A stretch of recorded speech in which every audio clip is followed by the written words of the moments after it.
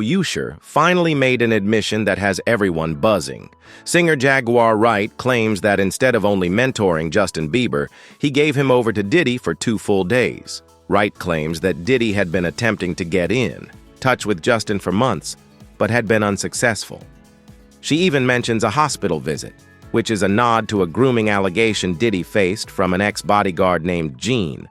But Usher sent Bieber there, despite Bieber's management keeping him at arm's length.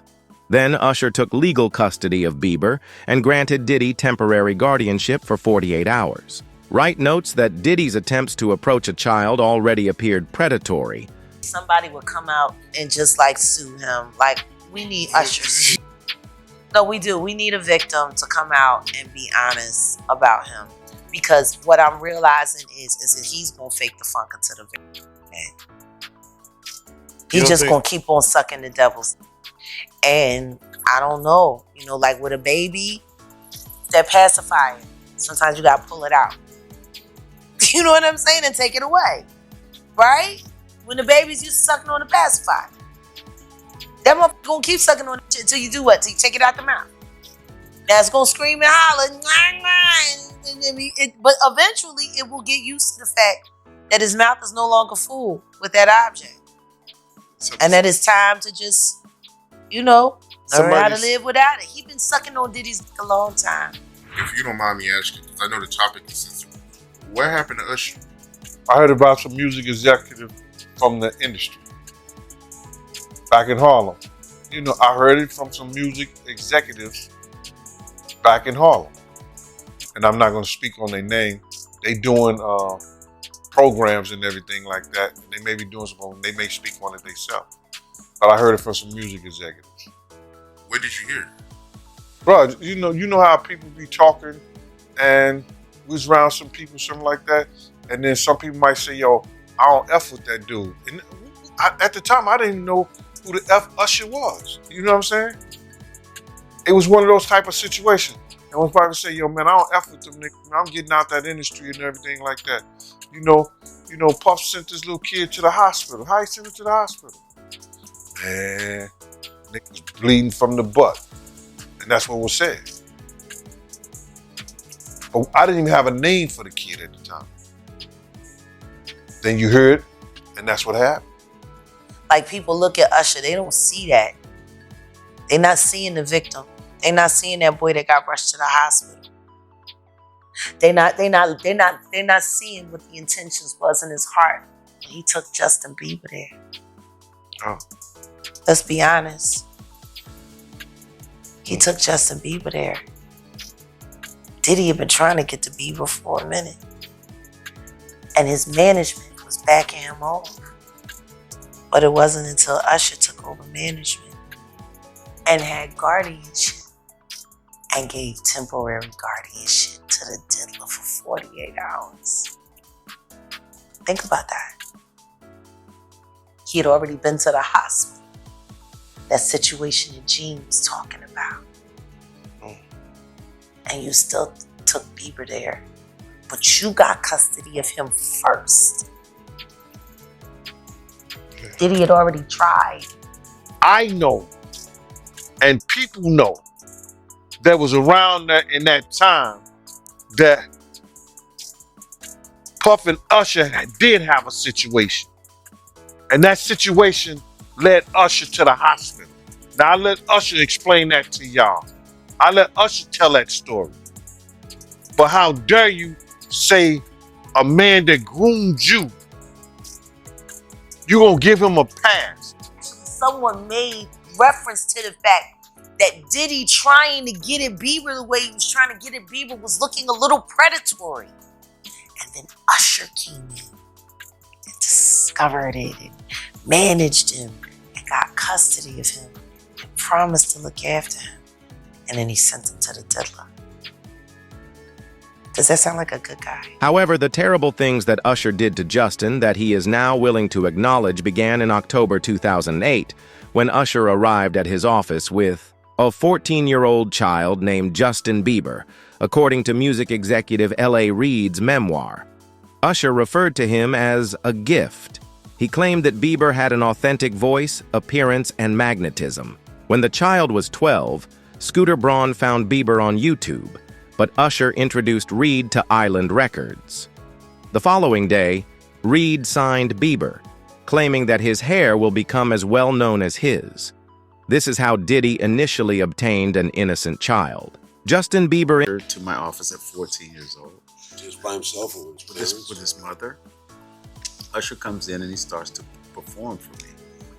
And he drops down on one knee and he starts singing this song called End of the Road. A song that Babyface and I had produced for Boys to Men. It was a really big hit. He starts singing the song. And like that, I was like, oh my God. Two things happened. One is a star was born. And two, I really knew what my calling was that day. I was like, now I know what I'm supposed to do. I'm supposed to do this. I'm supposed to find guys like Usher, because it was the greatest feeling in the world. Did you record him early? And I recorded him at 14 and all of his career. And he's had some career. Here's the beauty. The best pay it forward story of all time. I signed Usher at 14. He brings Justin Bieber to my office. Justin is 14. And I signed Justin also, right? And so that was like, it was a beautiful thing. Fame came quickly for Bieber because of a chance meeting with hip-hop heavyweight Usher. I'ma tell you one time. Like Justin, Usher was a teen idol. Now he's a megawatt superstar and producer. He co-produced the 15-year-old's debut single. Ladies and gentlemen, introducing to you Island Def Jam recording artist Justin Bieber's getting ready to go down. Just so you know, we're in the studio right now working on it. Get ready because it's gonna be big, ain't that right, Justin? That's right. That's right. So look out, we're coming. Atlanta is hip-hop central. That's where Usher's co-producer Scooter Braun lives and where he first discovered Justin. 3 years ago, he was looking for new talent on the internet when he accidentally came across Justin singing on YouTube. It was a life-changing moment for both Justin and Scooter. You pulled up into a parking lot and Usher was there? Yeah, it was a studio parking lot. Usher just pulls up in his Range Rover, and I'm like, wow, that's Usher. Wow, that's a Range Rover. Like, I'd never seen either of them. So I ran up to Usher. I was like, Usher, I love your songs. Can I sing you one? And he was like, oh, well, let's just go inside, little buddy. It's cold out. So I didn't get to sing for him. I was really disappointed. And then we get a call a week later saying that Usher saw my videos on YouTube and wants to fly me back to Atlanta to have a meeting and stuff. We finally got in contact. This guy contacted us named Scooter, who's my manager now, and basically stalked us a little bit, kind of got in contact with us, and finally my mom was calling him back to, say, listen, stop calling me.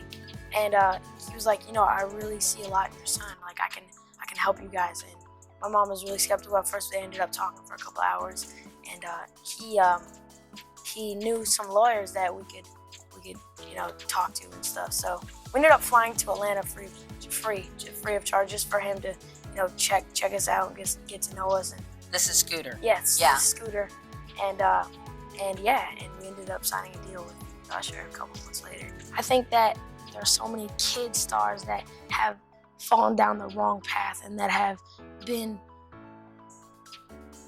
just done the wrong thing because this is a hard business and people just lose themselves.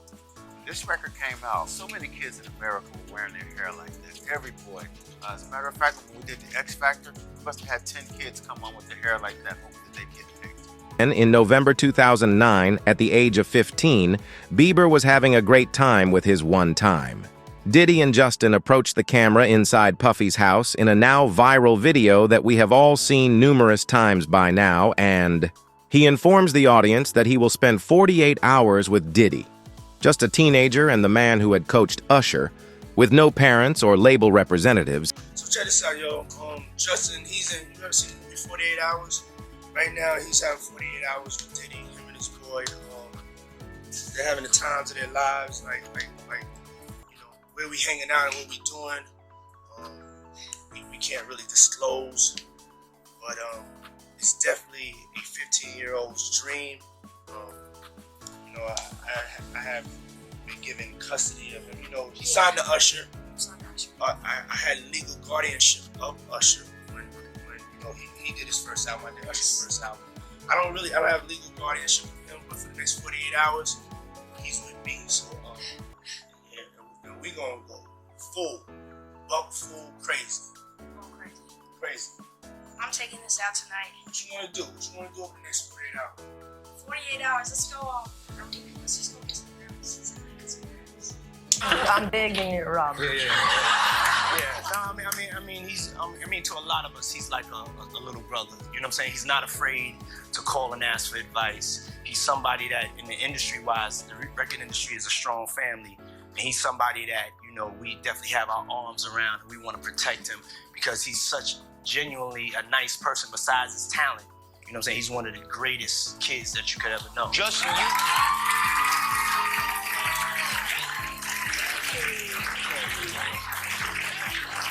you know, Diddy bought his son a Bentley. Maybe, you know, he could buy you one also while you're out. Got me a Lamborghini. Oh, well, that's nice. I haven't gotten it yet, though. Yeah.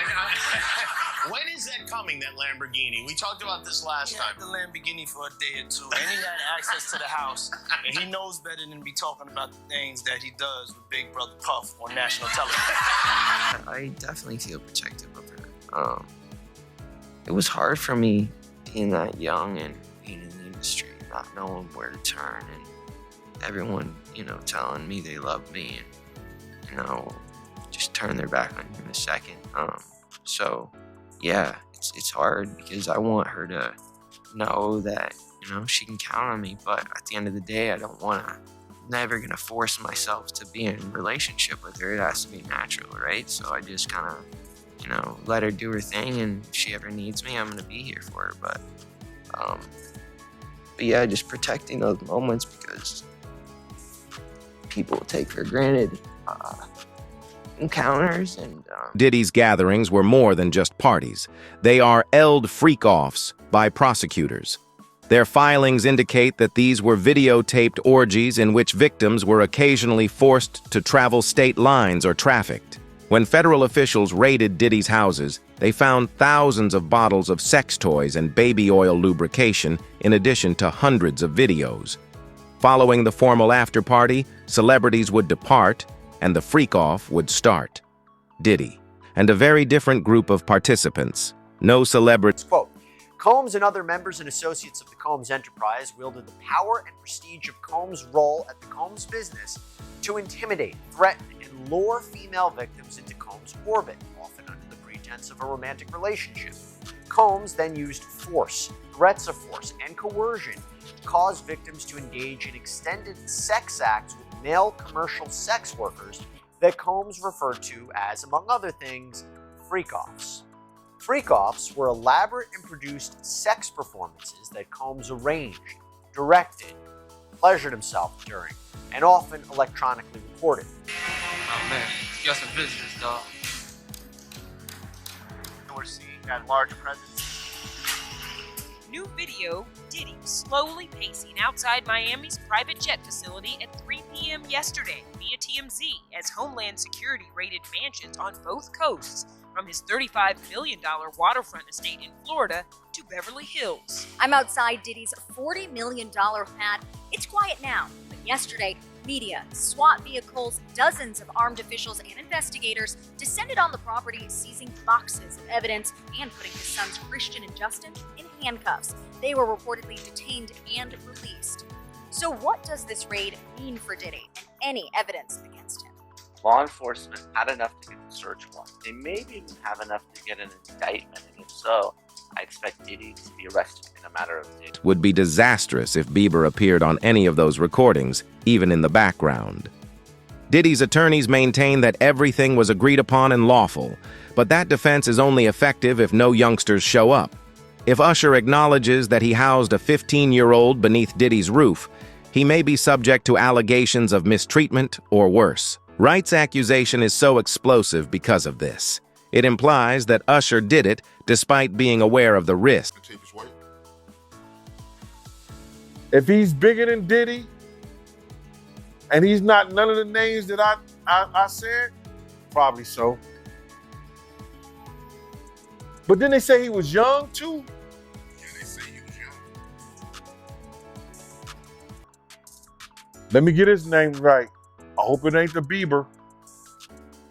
I hope it's not the Bieber. And they're going to have to bring that to forefront because the prosecutor's going to want those tapes. And they're going to do whatever they have to do legally to get those tapes. No ifs, ands, and buts about it. So we just better hope for his sake, that that's just a bunch of bull crap. But then there's lawyers out there saying, yeah, the tape does exist. Lawyers got on television to say the tapes exist. I don't really know or trust that, because they was trying to say he had a tape with one of the bodyguards and this lady that came out. So the first time you met Justin Bieber, this kid comes up to you. He's not Justin Bieber yet. He's just some kid. And he says, I want to sing for you. It was at the studio of Jermaine Dupri's. I said, why don't you set up a meeting between me and your manager? I'd love to meet with you and do this in a formal setting. I'm late for an appointment with Jermaine Dupri. Right. And I don't want to keep him waiting. Let's just do this the right way. And then you have him come to audition for you, right? Actually, with a few people. My wife at the time. Right. It also was Perry Reid, L.A. Reid's first wife. So you were all sitting in a room somewhere? We were in a room. Yeah. And I showed her the video. And Perry says, are you crazy? You better get down there and meet this kid right now. So why give Bieber up?